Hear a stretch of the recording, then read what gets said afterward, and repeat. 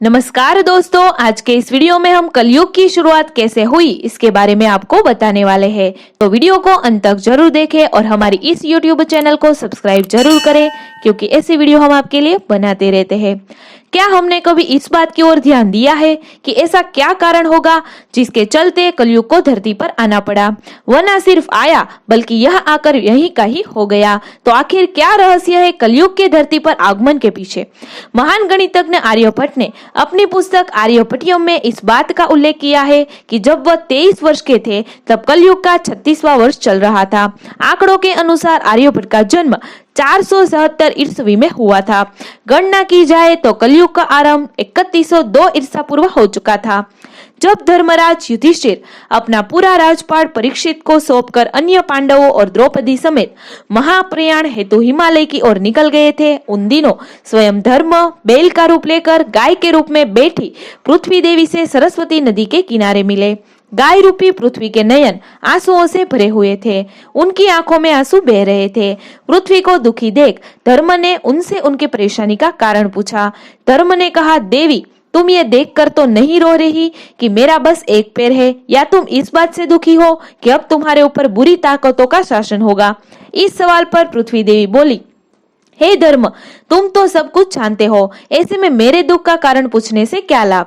सत्य, पवित्रता, क्षमा, दया, संतोष, त्याग, शास्त्र विचार, ज्ञान, वैराग्य, शौर्य, तेज, ऐश्वर्य, कांति, कौशल, स्वतंत्रता, निर्भीकता, कोमलता, धैर्य, साहस, उत्साह, कीर्ति, आस्तिकता, स्थिरता, गौरव, अहंकारहीनता आदि गुणों के स्वामी भगवान श्री कृष्ण के स्वधाम जाने की वजह से कलयुग ने मुझ पर कब्जा कर लिया है।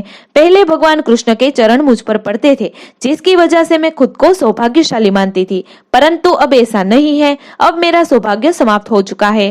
धर्म और पृथ्वी आपस में बात कर ही रहे थे कि इतने में असुर रूपी कलयुग वहां आ पहुंचा और बैल और गाय रूपी धर्म और पृथ्वी को मारने लगा।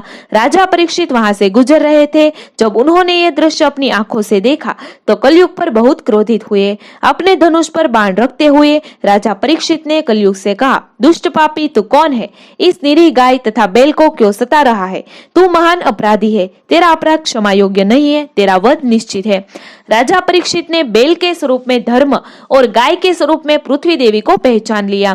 परीक्षित राजा ने उनसे कहा, हे वृषभ, आप धर्म के मर्म को भली भांति जानते हैं, इसलिए आप किसी के विषय में गलत ना कहते हुए अपने ऊपर अत्याचार करने वाले का नाम भी नहीं बता रहे। हे धर्म, सतयुग में आपके तप, पवित्रता, दया और सत्य 4 चरण थे। त्रेता में 3 चरण रह गए, द्वापर में 2 ही रह गए और अब इस दुष्ट कलयुग के कारण आपका एक ही चरण रह गया है। पृथ्वी देवी भी इसी बात से दुखी है। इतना कहते ही राजा परीक्षित ने अपनी तलवार निकाली और कलयुग को मारने के लिए आगे बढ़े। राजा परीक्षित का क्रोध देखकर कलयुग कांपने लगा। कलयुग भयभीत होकर अपने राजसी वेश को उतारकर राजा परीक्षित के चरणों में गिर गया और क्षमा याचना करने लगा।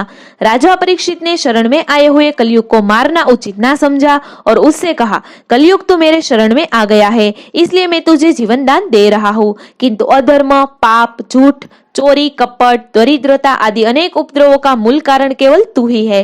तू मेरे राज्य से अभी निकल जा और फिर कभी लौटकर मत आना। परीक्षित की बात को सुनकर कलयुग ने कहा कि पूरी पृथ्वी पर आपका निवास है। पृथ्वी पर ऐसा कोई भी स्थान नहीं जहां आपका राज्य ना हो, ऐसे में मुझे रहने के लिए स्थान प्रदान करे। कलयुग के ये कहने पर राजा परीक्षित सोचने कहा, झूठ, द्यूत, मद्यपान, परस्त्रीगमन और हिंसा, इन 4 स्थानों में असत्य, मद, काम और क्रोध का निवास होता है। तो इन 4 स्थानों पर रह सकता है। परंतु इस पर कलयुग बोला, हे राजन, ये 4 स्थान मेरे रहने के लिए अपर्याप्त है, अन्य जगह भी प्रदान कीजिए मुझे। इस मांग पर राजा परीक्षित ने उसे स्वर्ण के रूप में 5वां स्थान प्रदान किया। स्वर्ण रूपी स्थान मिलते ही कलयुग ने राजा परीक्षित के सोने के मुकुट में वास कर लिया। कलयुग इन स्थानों के मिल जाने से प्रत्यक्ष तो वहां से चला गया, किंतु कुछ दूर जाने के बाद अदृश्य रूप में वापस आकर राजा परीक्षित के स्वर्ण मुकुट में निवास करने लगा। मार्कंडेय पुराण में कलयुग के दौरान शासक जनता पर मनमाने ढंग से शासन करेंगे, मनचाहे ढंग से उन पर कर थोपेंगे। शासक अपने राज्य में अध्यात्म की जगह भय का प्रसार करेंगे। वह स्वयं एक बहुत बड़ा खतरा बन जाएंगे। बड़ी संख्या में पलायन शुरू हो जाएगा। लोग सस्ते खाद्य पदार्थ और सुविधाओं की तलाश में अपने घरों को छोड़कर जाने के लिए मजबूर होंगे। धर्म को नजरअंदाज कर दिया जाएगा और लालच, सत्ता, पैसा सभी के मस्तिष्क में प्रबल रूप से विद्यमान रहेगा। लोग बिना किसी पश्चाताप के अपराधी बनकर लोगों की हत्या कर देंगे। तो दोस्तों, आपको हमारी वीडियो कैसी लगी कमेंट करके जरूर बताएं। अगर ये वीडियो अच्छा लगे तो लाइक एंड शेयर जरूर करें। हमारे ऐसे नए वीडियो देखने के लिए हमारी इस यूट्यूब चैनल को सब्सक्राइब जरूर करें, क्योंकि ऐसे वीडियो हम आपके लिए बनाते रहते हैं।